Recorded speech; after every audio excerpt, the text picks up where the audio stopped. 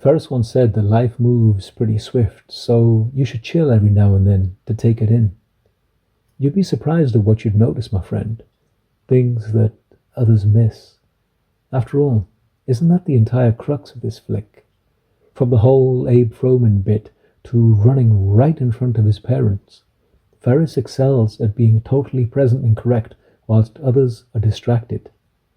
There's a huge life lesson there, and he frequently uses it to his advantage. Now, you may be thinking that this is a bit too much depth for the intent of a feel-good 80s flick, so I ask you to hold that thought whilst I turn it up to 10, because what if I said that this movie has a sequel? Its name is Election, and it was released 13 years hence. In it details what happened to Ferris once he'd outsmarted Rooney, met death, and was tricked back into the flesh by the machine elves that greet everyone with personalized hallucinations at the end in order to prevent them from leaving this realm. It's why every single NDE follows the same script using what I call the Be Kind Rewind effect. They all have identical symbols of a tunnel, light, an affectionate presence, and their life flowing backwards like reels in a VHS deck. What none of them mention is what happens next. The guilt trip. See, Ferris would have been shown the consequences of his actions and then witnessed Rooney living out his life as a broken man who is sacked from a job that meant everything to him. But this was after being ridiculed and tricked by his most detested student. He would have felt all of the pain and hurt that he caused him, and then he was offered an option to make it correct. What is this, I hear you asking? Simple. Go and live that life for yourself, said the machine elves. So he did. Enter Tracy Flick. Tracy is an inversion of Ferris, but she gets her kicks from within the system as a teacher's pet instead, and thus she presents the same type of challenge, but in a different octave. I'm sure you can see where I'm going with this, yes? Before we do, let me mention something else. Did you spot the hint that Ferris had lived this first life again and again and again until it was perfect? The tells were how he timed everything with such a mighty fine edge. He never broke a sweat and predicted things like how Cameron would flip his lid as well as his exact thought processes before it happened. What was his main motivation in this existence? Getting hitched. Just like the Groundhog Day effect, he wanted to marry Sloane and knew he only had a small slice of life in which to get it correct, and thus he lived the same script again and again and again until he'd ironed out all the kinks and done everything perfect to impress the really rich girl that he'd just met. I mean, they literally told you this in the script, if you pay attention. But then movies like life move pretty quick, so it's easy to miss. Unless you're looking with real eyes that realize, and the esoteric wisdom hidden therein. I mean, peep the Cartier watch as an example. Notice the hot tub scene, which the script says was at her pitch, and then wonder why exactly the same imagery was presented in Election, but inverted. Getting back to it, Ferris is now Rooney because the first trick the elves played on him was showing him how his life with Sloane should have went, so he spent loads and loads of incarnations getting that correct with all the odds against him, so he could live out one life of perfectly married bliss. Once he checked this off the list, they hit him with the Rooney effect instead, which showed him the bitter under the sweet that he'd left. The spirit's intellect is the same as that of a 4-year-old child. You can test this super quick with just how quickly you accept and buy in with what happens when you're dreaming in bed. I mean, the situations can be totally ludicrous and ridiculous, but at the time they seem really real. It's only when you rise to a higher state of consciousness, i.e. your earthbound intellect, that you start thinking logically. This is the exact reason why mystics and shamans spent so much time strengthening this link, as it's the equivalent of a spiritual workout that prepares one for death in order to transcend the tricks that come at the end. I know this because I died and came back again, like I told you in the other vid. Getting back to the movie, Flick gets on Mr. McAllister's tits, and he is, in this spin, passive-aggressive instead of being his usually direct cunning. She constantly outsmarts him. And this creates stress because he's dedicated his life to helping these teens excel. Note how his ethics and morals about his peers sleeping with a student are in total opposition to the freewheeling Ferris, who would have gladly taken advantage. This is the soul age concept in full effect, as he's learnt a lesson from his old spin, and now he's playing the game slightly different. A note about Paul Metzler while we're here. He is the idealized version of Ferris, in the sense that he is popular, rich, etc., but he lacks the guile and cunning, which are still latent habits in McAllister in this spin. Why? Because you never really change, no matter who you think you are at the present. This is why he's easily manipulated and weaponized against Tracy, who instantly, she sees through this, because she's simply too slick. Remember, she is Ferris 2.0, just as he is Rooney 2.0. Recollect how I said that there are no strangers and no enemies in this realm, and how you interact with figments of your imagination time and time again. These movies prove it. Watch them again with a pad and pen and grip, and pause every now and then to look around. Otherwise, you may miss it and think this is mere raving.